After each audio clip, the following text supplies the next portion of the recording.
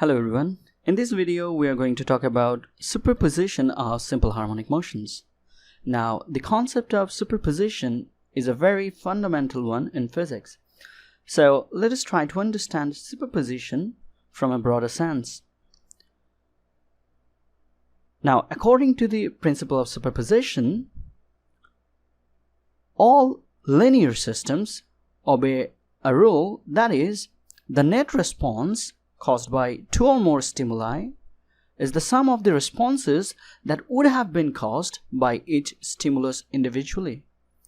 Now, we have a few terms here which we need to define carefully. What do we mean by linear systems? Well, we'll come to that a little later. So for the linear systems, the net response caused by net stimuli will be the sum of all the responses due to those individual stimuli. Here, by the word stimulus, we mean the cause, and by response, we mean effect. For example, what superposition means is, say for instance, if we have input A, which produces response X, and then we have another input B which produces response Y, then the input A plus B, that is the total input, will produce response which will be equal to the sum of those two responses, X and Y. Now let's find out what we mean by linear systems. Well, linear systems are systems whose equation of motions are linear. And what do we mean by linear equation of motions?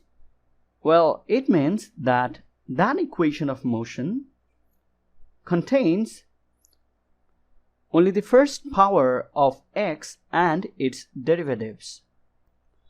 From a more general sense, we can write down the form of a linear equation as some constant c0 times fx plus some constant c1 times the first derivative of this function fx with respect to its variable x plus some constant times the second derivative of this function with respect to its variable x, and we can add similar terms to these ones and set this thing to be equal to 0.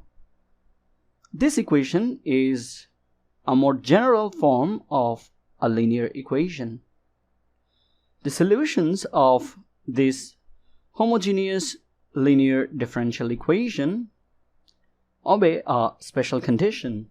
That is, if f1x is a solution of this differential equation and f2x is another solution of this differential equation, then the combination a1 times f1x plus a2 times f2x is also a solution of this linear differential homogeneous equation, where a1 and a2 are both constants. This is the principle of superposition from mathematical point of view. That is, if these two are solutions of a linear differential equation, then their linear combination is also a solution of that linear differential equation. Now let us apply this principle of superposition in the case of simple harmonic motion. So, say we have a system where the force is such that it obeys the Hooke's law. That is, the force is proportional to the displacement with a minus sign. Now, as you know, this kind of force gives rise to a simple harmonic oscillation. So, for this force on that system, say we have a motion whose solution is x1, which can be written as a1 times cosine of omega t plus phi 1. Now this omega depends on the kind of force, right? Specifically the spring constant or force constant. So it is dependent on that force. But these two constants, A1 and phi 1, they are not dependent on that force. They depend on the initial condition of that oscillating system. So if we started with a different initial condition, we could get another solution of that motion, which can be written as A2 cosine of omega t plus phi 2. Now here both the omegas are same because we have the same force acting on that system, just we consider different initial conditions, okay? Now what if we consider another case where under the same force we set the initial conditions such that they combine these two initial conditions. So for that combined initial conditions, we can expect to get another solution, right? So let's say that solution is x3. Now what the superposition principle says is that that solution should be just the sum of these two solutions, because the initial conditions are just the combination of these two initial conditions. Now in terms of these quantities, what it physically means is, say under this force, for this initial condition, at a given time the particle is at this position, and separately again under that force, under this set of initial conditions, at that time if the particle is at position x2, then under the combined initial conditions, under that force again, the position of the particle at that time will be given by x1 plus x2. That is, we are calling x3 here, or simply we can call x1 plus 2. So this is what we mean by principle of superposition in the case of simple harmonic motions. Now let us verify this principle of superposition by using an example. Let us consider three cases. Case 1, case 2, and case 3. A spring mass system which is oscillating simple harmonically under some force. So at the first case, let us set the initial conditions such that we pull this mass at some distance and give it no initial velocity, and then release it, and then see how the motion goes. Okay, so this is the first case. So we'll set the initial condition such that the initial position from the equilibrium, the distance from the equilibrium is non-zero because we stressed, but we released that mass without giving it any initial velocity. So V0 is equal 0. Okay, now in the second case, what we'll do is we do not stretch this mass, okay? When it is in the equilibrium position, what we do is we give it some velocity, initial velocity, okay? So the initial stretching from the equilibrium is 0 in the second case, but we give it some initial velocity, maybe a pull or push, okay? So the initial velocity is not 0.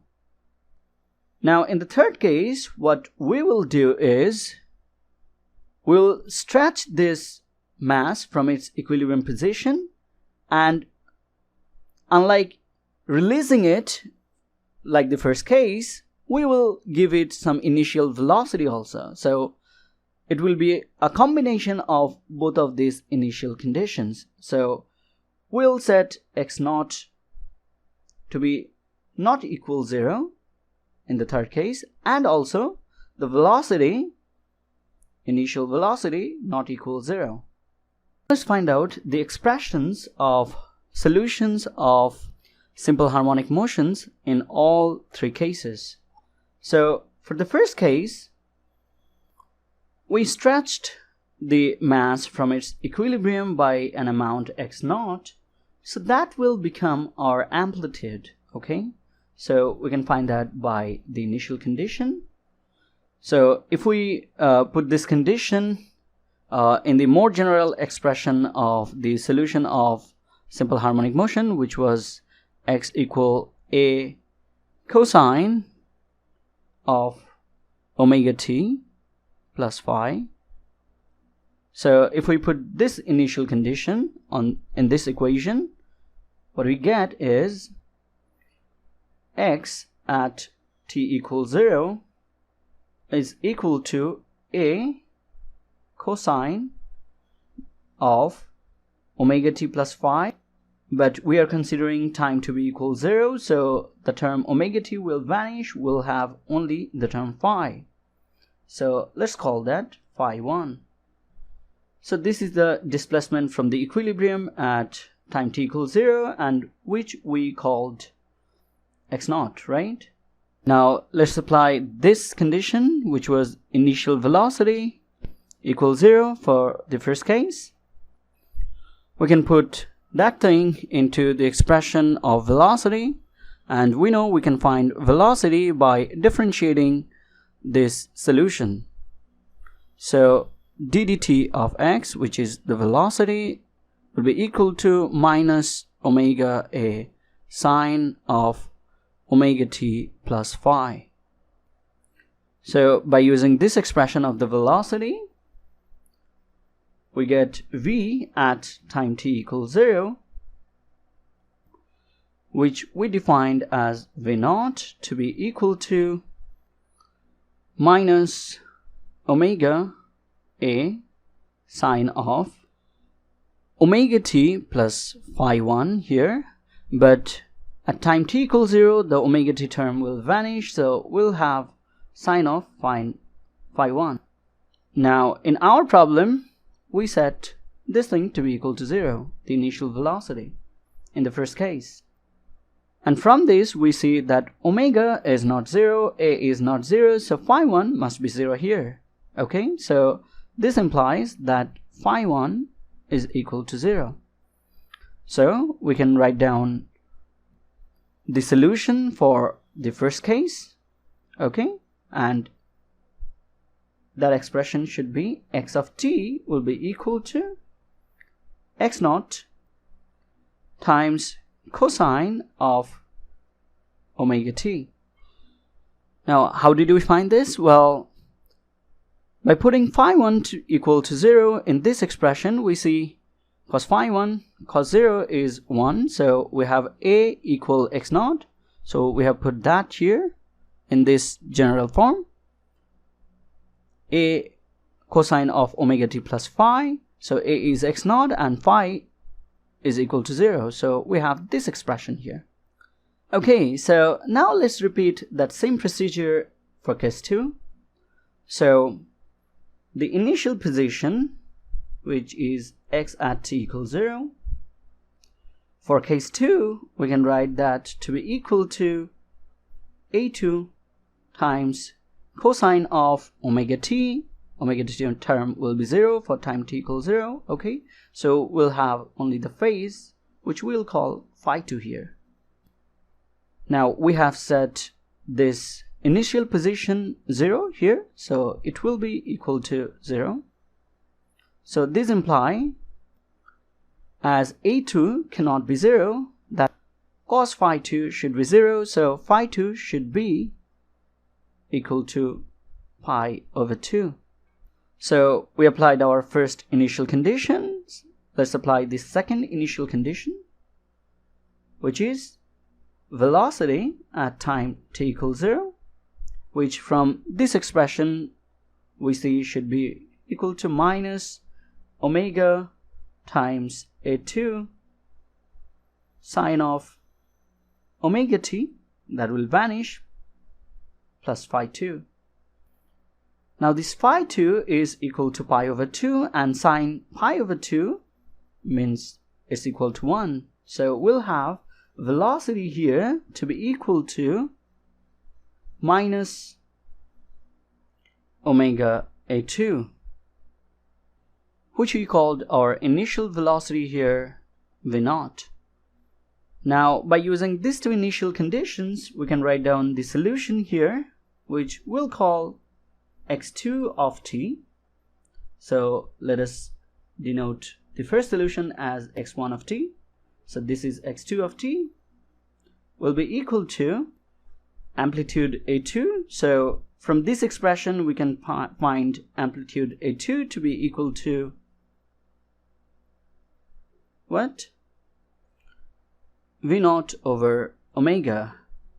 So let's use that. So we'll have V0 over omega, which is the amplitude here in our case, then cosine of omega t plus phi 2, and in our case phi 2 is equal pi over 2, so let's put that here.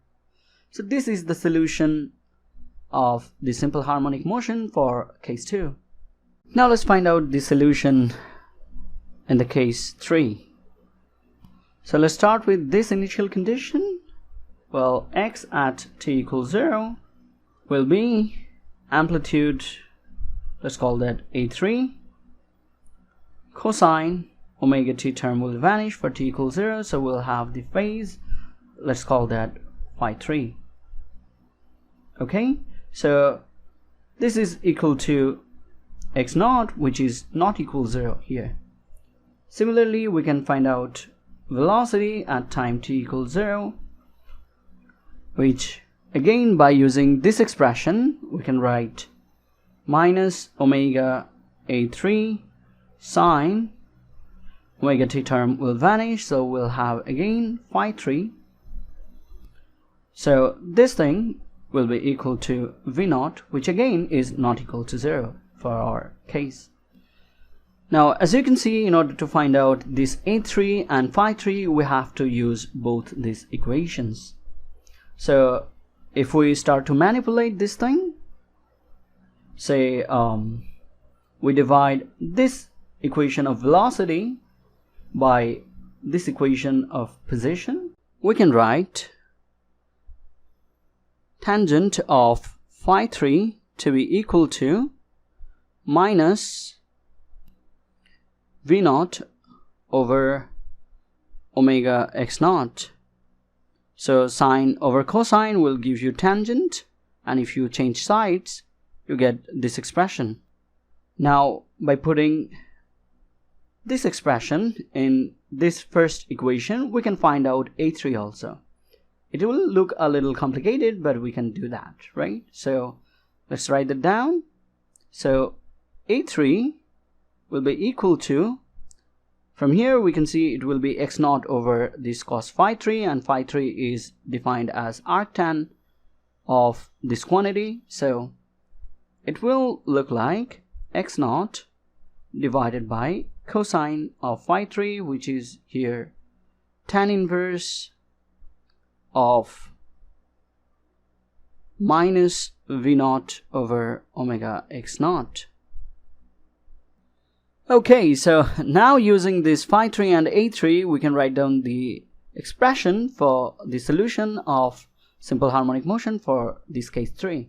So that would be x3 of t equal to amplitude A3, which is x0 over cosine of tan inverse V0 minus V0 over omega x0.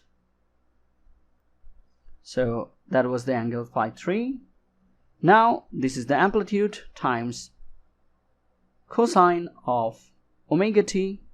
Here let's call that omega t plus the phase. the phase phi 3, which is this term again. So tan inverse of minus v naught over omega x naught. Okay, so overall we get this expression for the solution of simple harmonic motion for case 3.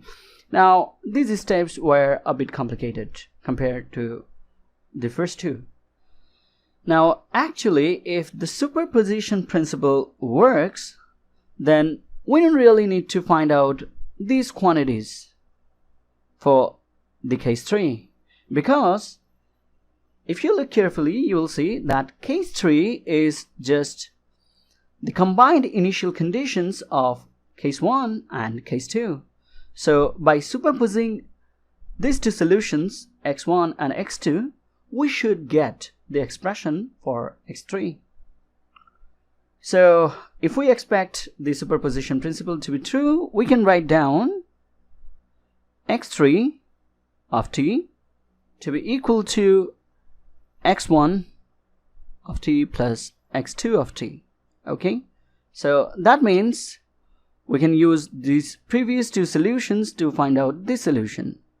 Okay, so it should be x naught cosine of omega t. Well, I mean, it's a minus there in the expression of the case 2, because you see from that derivation I should have got a2 to be equal minus v naught over omega, so there should have been a minus here too. So if we input that second solution here, we should get minus v naught over omega naught, or omega in our case, times cosine of omega t plus pi over 2. Now if the superposition principle is valid, we should be able to show that this quantity and this quantity are same. Well, you can show that by using some trigonometric identities, and I will leave that as an homework to you.